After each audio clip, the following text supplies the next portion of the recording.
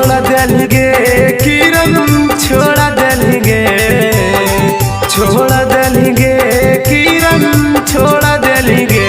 काहे रोशन रोही के दिलावा कहूँ तोड़ देलगे काहे रोशन रोही के दिलावा कहूँ तोड़ देलगे छोन भर में मुहावा कहूँ मोड़ी लेलगे छोन भर में मुहावा कहूँ मोड़ा लेलगे काहे रोशन रोही के दिलावा कहूँ तोड़ देलगे काहे रोशन रोही के दिलावा कहूँ तोड़ देलगे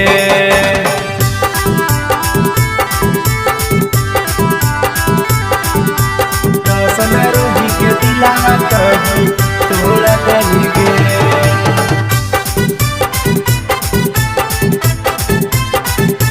रोशन रोही के दिलावा कहूँ तोड़ देलगे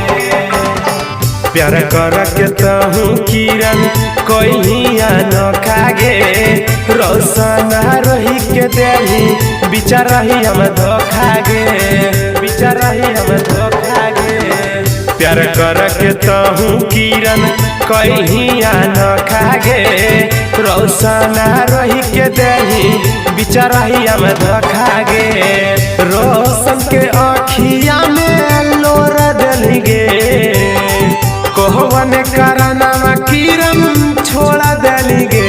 काहे रोशन रोही के दिलावा तहूँ तोड़ देलगे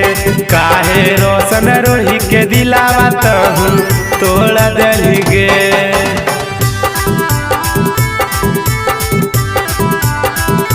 रोशन रोही के दिलावा तहूँ तोड़ देलगे